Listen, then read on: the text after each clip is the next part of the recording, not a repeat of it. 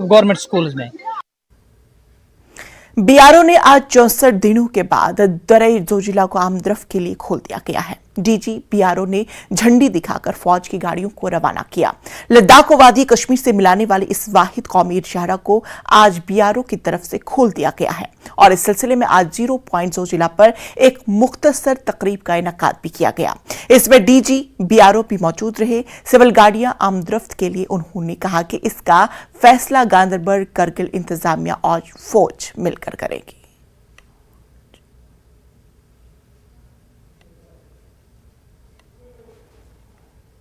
इस वक्त न्यूज़ 18 की टीम 0 पॉइंट पे है। आज जो है जोजिला की ओपनिंग सेरेमनी हो रही है, तो मैं आपको ये कहूँगा कि इस वक्त यहाँ पर -15 की जो सर्दी की लहर से उसके बावजूद भी यहाँ पर सारी मीडिया वाले आए हुए हैं और आज सवेरे जो है कुछ गाड़ियाँ यहाँ पर जो सिनर को जाने उन्हें वो भी यहाँ पर से छोड़ा गया है। तो अभी डीजी बीआरओ यहाँ पर आए हुए हैं। रोड खुला है, इस पर कितनी मेहनत करनी पड़ी और इसमें अब तक का कोई नुकसान हुआ है या क्या, इस बारे में आप क्या कहना चाहिए? देखिए, सबसे वाली बात तो है कि चैलेंज जो मैंने आपको बताया कि हमारा ये बहुत बड़ा चैलेंज होता है।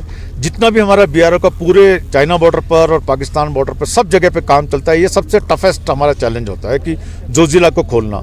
और इस बार क्योंकि मैंने आपको बताया कि केवल 68 दिन में खोल दिया, जोजिला को खोलना एक एक्टिविटी है, जोजिला को जल्दी खोलना उससे भी बड़ा एक्टिविटी है। और ये हमारे साथ में ब्रिगेडियर विनय बहल खड़े हैं और ब्रिगेडियर साकिब सिंह, ये हमारे दोनों शेर हैं इस जगह के, जो इसको पॉसिबल कर पाते हैं। इनके जो बहादुर कर्मयोगी हैं, उनकी मेहनत से ये सब हुआ।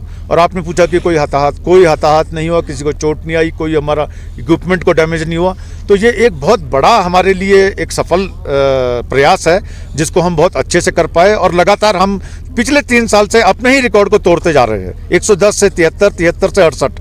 और हमारा ये कोशिश रहेगा कि अगली बार हम इसको 60 से नीचे लेके जाएंगे। सर, बेल साहब और सिंह साहब तो मैं जोजिला टाइगर्स इनको हम कहेंगे। हाँ, जोजिला टाइगर्स। लेकिन हमारे जो लोकल जो लाइवर्स हैं सर, इनके कुछ मसाइल हैं, खासकर हमारे श्रीनगर और जो इस वैली और दोनों यूटी के लाइवर्स कुछ मसाइल हैं, इन्हें परमानेंट किया जाए, इन्हें कुछ इनकी सैलरीज बढ़ाई जाए। तो इस पे आप क्या कहना चाहेंगे? जो हमारे आपके जो यहाँ पर हमारे साथ में CPLs काम करते हैं, लेबर्स काम करते हैं, वो हमारे भाई हैं, ठीक है ना। और जो बहनें भी काम करती हैं वो भी हमारी बहनें हैं। उनके रहने सहने के लिए और उनकी सुविधाओं के लिए पिछले 2 साल में बीआरओ ने बहुत ज़्यादा काम किया है। उनको हम एक्स्ट्रा वेजेस भी देते हैं, उनको ठंड के कपड़े भी देते हैं, उनको खाने पीने का और मेडिकल का भी सप्लाई भी देते हैं। तो उनके लिए हम बहुत कुछ कर रहे हैं। और लगातार जैसे अभी हमने कई लोगों को कमेंडेशन कार्ड भी दिए, हमारे जो भाई हैं CPLs हैं, और कुछ लोग हमारे साथ में 20-20, 25-25 साल से जुड़े हुए हैं, तो एक तरह से परमानेंट ही है। हमारे लोग तो कम सर्विस करते हैं, आप लोग हमारे साथ ज़्यादा है। आखिरी सवाल आपसे, आज इस खुशी के मौके में, जब हमारे लाइफलाइन जो हमारी वैली से मिलाती है पूरे लद्दाख को, इस खुशी के मौके में आवाम को आप क्या मैसेज देना चाहेंगे? आवाम को हम ये मैसेज देना चाहेंगे कि आने वाला समय जो कारगिल और दराज में हमारे भाई हैं और जो श्रीनगर में हमारे भाई हैं, सब के लिए बहुत अच्छा साल जाए। अभी रोज़े शुरू होने वाले हैं, हम सबको रमज़ान की मुबारकबाद एडवांस भी देना चाहते हैं कि सब लोग खुश रहें, स्वस्थ रहें और फले फूलें और मिलजुल कर रहें, एकता से रहें। और जिस तरह से हमारा देश आगे बढ़ता जा रहा है, हमारे माननीय प्रधानमंत्री महोदय देश को बहुत आगे लेके जा रहे हैं। इंफ्रास्ट्रक्चर डेवलपमेंट जम्मू में, कश्मीर में और लद्दाख में जिस तेज़ी से हो रहा है, अभी बहुत जल्दी कश्मीर में रेल आ जाएगी दिसंबर 23 तक, वो भी एक बहुत बड़ा एक माइलस्टोन होगा। और कई सारी टनल्स बन रही हैं यहाँ पर जोजिला और जेड मोड पर, और लद्दाख में हमारा बहुत काम हो रहा है बीआरओ का। तो ये एक बहुत तेज़ी से देश जो है प्रगति के मार्ग पर अग्रसर है। और सभी लोगों का जो इसमें प्रोग्रेस हो रहा है, यहाँ के रहने वालों का जो जिसको बोलते हैं अमीरियत आ रही है, खुशी आ रही है, तो इससे बड़ी चीज़ क्या हो सकती है? न्यूज़ 18 का हम शुक्रिया अदा करते हैं कि वो हर वक्त यहाँ हमारी मुश्किलात को आगे पहुँचाते हैं।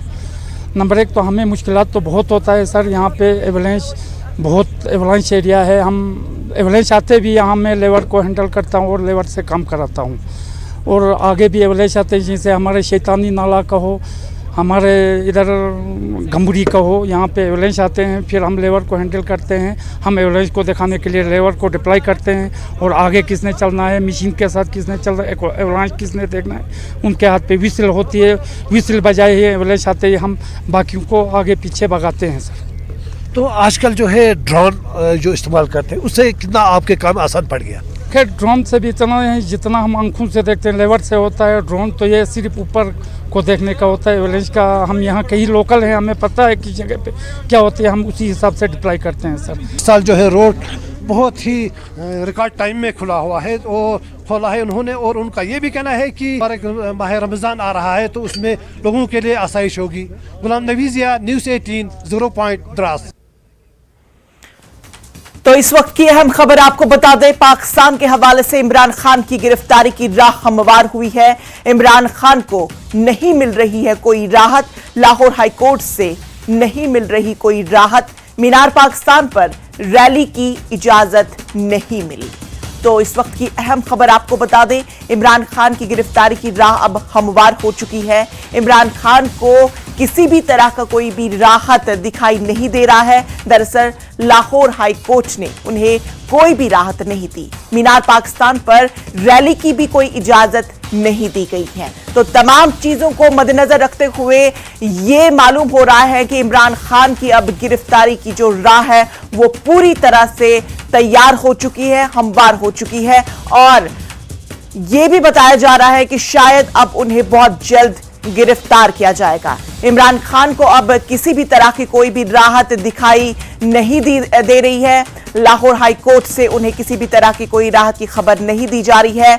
दरअसल मीनार पाकिस्तान पर रैली की भी अब कोई इजाजत नहीं दी जा रही है। तो नाज़रीन, खबरों में फिलहाल इतना ही। मुझे दीजिए इजाजत, लेकिन आप देखते रहिए जम्मू कश्मीर लद्दाख हिमाचल। आदाब।